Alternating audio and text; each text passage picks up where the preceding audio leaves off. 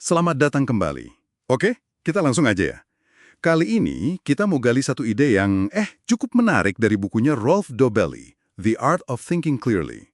Fokus kita di bab 39, judulnya aja udah bikin penasaran. Selamat, Anda memenangkan Russian Roulette. Ini ngomongin soal jalur alternatif. Coba deh Anda bayangin skenario yang agak gila ini. Ada seorang oligarki Rusia, kaya banget, nawarin Anda 10 juta dolar. Tapi ada syaratnya. Anda harus tarik pelatuk revolver ke pelipis Anda sekali aja. Nah, di revolver itu ada 6 bilik, tapi pelurunya cuma 1. Berani nggak ambil risiko itu? Demi hidup yang, berubah total gitu. Oke, katakanlah Anda nekat nih, tarik pelatuk. Klik, kosong. Selamat, langsung jadi miliarder. Bisa langsung bangun villa mewah, koleksi mobil sport. Nah, sementara itu tetangga Anda, mungkin pengacara sukses gitu ya, dia kerja keras 20 tahun baru bisa samai kekayaan Anda. Anda mungkin jadi ngerasa, wah hebat juga ya saya. Tapi, beneran gitu? Nah, ini dia nih, inti diskusinya. Konsep jalur alternatif yang diangkat Dobelli itu penting banget. Kita itu cenderung fokus ke hasil yang kelihatan. Yaitu tadi, Anda kaya raya dapat 10 juta dolar. Tapi kita sering banget lupa atau mungkin sengaja ya, ngabaikan 5 kemungkinan lain. 5 jalur lain di mana hasilnya, Anda nggak bakal ada di situ buat nikmatin uangnya. 5 skenario lain di mana pelurunya pas kena. Jalur-jalur yang nggak terjadi ini, yang nggak kelihatan ini, seringkali hilang gitu aja dari perhitungan kita pas menilai sebuah kesuksesan. Oh, jadi maksudnya kayak nilai kesuksesan itu bisa beda-beda ya? Bukan cuma soal jumlah uangnya aja. Misalnya spekulan saham yang untung gede semalam dibanding dokter bedah yang bangun reputasi dan keahliannya bertahun-tahun. Sama-sama sukses finansial mungkin, tapi bobotnya beda gitu. Jadi 10 juta dari kerja keras itu rasanya lebih solid gitu dibanding 10 juta dari Russian Roulette tadi. Tepat sekali. Secara rasional ya, 10 juta dolar yang didapat dari usaha yang konsisten, yang terukur, yang risikonya itu destruktifnya kecil, ya punya kualitas yang beda. Meskipun ya kalau di laporan akuntan angkanya sama persis. 10 juta dolar, ya 10 juta dolar aja.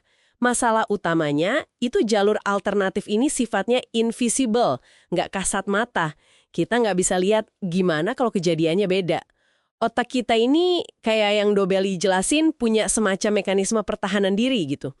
Kita cenderung lebih suka percaya kalau sukses kita itu murni karena ya kehebatan kita, kerja keras kita. Bukan karena kita, kebetulan aja beruntung nggak kena peluru. Risiko yang nggak kejadian itu seolah-olah nggak pernah ada.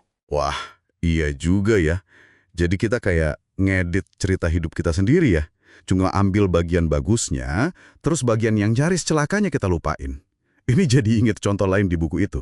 Soal temennya Dobelli yang kalah toss koin buat bayar makan malam. Dia bilang ke Dobelli, ingat lo jalur alternatifnya. Kalau aja tadi saya yang menang, jadi sebenarnya Anda itu udah ikut bayar separuh tagihan ini. Haha, iya. Cara pikir yang unik ya buat ngakuin kemungkinan lain yang nggak terjadi. Betul. Contohnya sederhana, tapi pesannya dalam banget. Itu kan upaya sadar buat melihat jalur alternatif yang kelewat tadi. Intinya gini, waktu kita lihat kesuksesan, entah itu punya orang lain atau punya kita sendiri, apalagi yang melibatkan risiko tinggi, kita perlu pakai kacamata yang beda. Jangan cuma silau sama hasilnya aja. Coba deh mundur dikit, terus tanya, seberapa besar sih peran keberuntungan di sini? Apa aja skenario jelek yang bisa aja kejadian, tapi untungnya enggak? Ini bukan buat ngecilin pencapaian loh ya, tapi biar perspektif kita lebih, realistis aja. Jadi kepikiran nih, jangan-jangan kita sering salah nilai orang lain, atau bahkan diri sendiri ya. Kayak misalnya, lihat pengusaha muda, gitu, sukses cepet banget, kita kagum, wah hebat. Tapi kita lupa mikir berapa banyak startup lain yang mirip dia, tapi gagal total. Atau risiko gila apa aja yang dia ambil, dan dia kebetulan banget lolos. Iya kan? Susah emang misahin mana skill mana luck. Susah banget, karena ada bias lain juga yang main di sini, namanya survivorship bias. Kita kan cuma lihat cerita orang-orang yang selamat, yang berhasil, yang sukses. Kisah-kisah gagalnya, jalur alternatif yang ujungnya apes itu kan jarang banget diangkat atau diekspos. Akibatnya yaitu, kita bisa jadi terlalu optimis nilai peluang atau terlalu pede ngambil risiko yang sama, karena kita nggak punya gambaran lengkap soal semua kemungkinan hasil. Oke.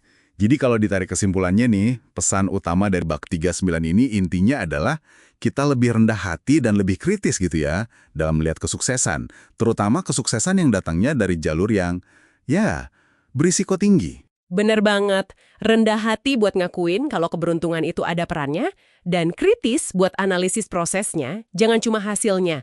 Selalu coba bayangin dunia paralelnya gitu. Apa aja jalur alternatif yang mungkin ada. Dengan cara itu, kita bisa bikin penilaian yang lebih bijak. Dan mungkin, ya keputusan yang lebih baik juga buat kedepannya. Nah, sebagai penutup nih, mungkin ini pertanyaan buat Anda renungkan sendiri di rumah. Kalau kita sadar betapa sulitnya ngelihat jalur alternatif dalam hidup kita sendiri, dan betapa gampangnya kita kejebak narasi sukses karena usaha keras doang, gimana caranya Anda bisa melatih diri biar lebih objektif? Gimana cara bedain antara pencapaian yang emang murni hasil kerja keras dan keahlian, dengan pencapaian yang, ya meskipun tetap membanggakan, tapi sebenarnya ada juga unsur untung-untungan karena berhasil menghindari peluru dalam Russian roulette kehidupan ini. Coba direnungkan. Sampai jumpa di eksplorasi kita berikutnya.